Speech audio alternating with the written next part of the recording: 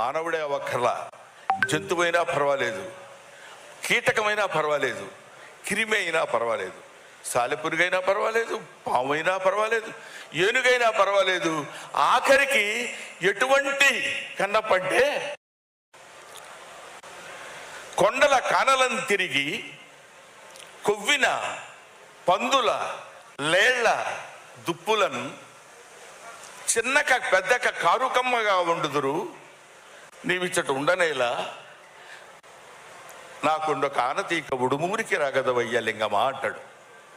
ఆయన ఏం పెడతానన్నాడంటే, అక్కడ ఇది ఈయనకు పెడుతున్నాను, ఈ కొవ్విన పందుల లేళ్ల దుప్పులను, పంది మాంసం, లేడి మాంసం, దుప్పి మాంసం కూడా తెచ్చి పెడతానంటున్నాడు. అంటే తాను భుజించేటువంటి ఆహారాన్ని నీకు చిత్తశుద్ధిగా నైవేద్యంగా నీ పాదాల దగ్గర పెడతాను ప్రభు అని కోరుకున్నటువంటి వాడు కన్నప్ప. అందులో ఎంత నిజాయితీ ఉంది, ఎంత నిష్కల్మషంగా చెప్పగలుగుతున్నాడు అనేటువంటిదే శివుడు అనేటువంటి వాడు ఉంటే ఆయన మనల్ని భక్తి పరిగణలోకి తీసుకుని మనల్ని ఒక భక్తుడిగా ఆయన ఆస్వాదిస్తాడు. అలాంటి వాడే మార్కండేయుడు. ఆయన్ని ఎవడైనా ఏదైనా తిట్టినా పర్వాలేదు, కానీ దేవుణ్ణి తన భక్తుడిని ఎవడంటే మాత్రం ఊరుకోడు, క్షమించడు.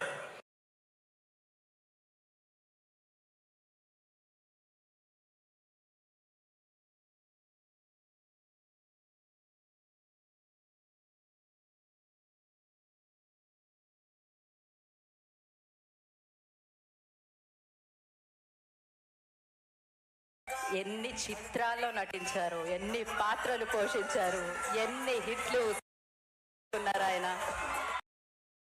కన్నప్ప సినిమాలో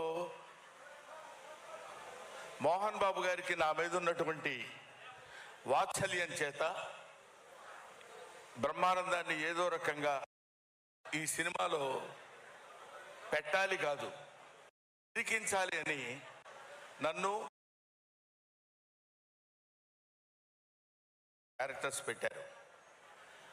అందువల్ల సినిమా ఆద్యంతం భక్తిరస ప్రధానమైన సినిమా కాబట్టి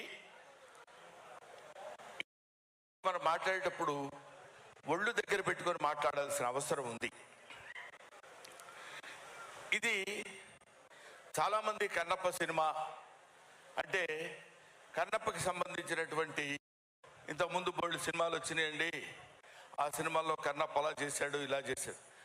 వాస్తవానికి మనలో కన్నప్పని ఎవడు చూశాడు? ఎవడికి తెలియదు కన్నప్ప ఎలా ఉంటాడు. ఎక్కడ శివభక్తిని యొక్కిని తనలో తాదాత్మ్యత చెంది ఆ క్యారెక్టర్ని అద్భుతంగా పండించగలిగిన ఏ నటుడైనా కన్నప్పే. ఏ నటుడు Shiva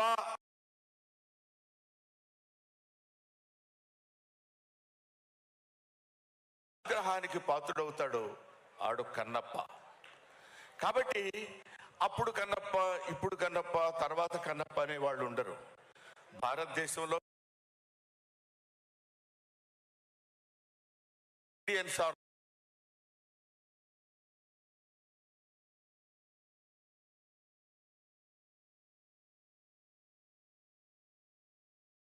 anything, they are simply భక్తులు మాత్రమే. అది ఎలా భక్తులు మాత్రమే అంటే అందరం కన్నప్పలమే ఆ లెక్కన. ఆయన ఏమన్నాడంటే, కొంచెం పైనున్న మిత్రులకి కాస్త కొంచెం ఇబ్బంది కలిగిన, పూర్వ ఆశ్రమంలో తెలుగు లెక్చరర్ కాబట్టి ఒక చిన్న ముక్క చెప్పి దాన్ని ఉదహరిస్తాను మీ ముందు. ఇక్కడ భక్త కన్నప్ప అంటే కన్నప్ప శ్రీకాళహస్తీశ్వర శతకము, శ్రీకాళహస్తీశ్వర మహత్యము. శ్రీ అంటే సాలెపురుగు, కాళము అంటే పాము, హస్తి అంటే శ్రీకాళహస్తి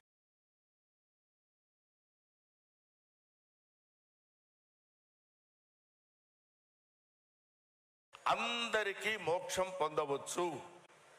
మోక్షం కొంతమందికే కాదు, పూజలు పునస్కారాలు చెప్పే వాళ్ళకి, వేదాల్ని చదివే వాళ్లకు, హోమాలు చేసే వాళ్ళకే కాదు.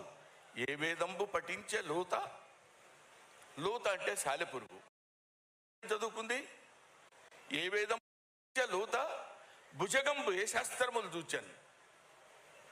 పాము ఏ శాస్త్రాలు చూసింది? ఏ విద్యా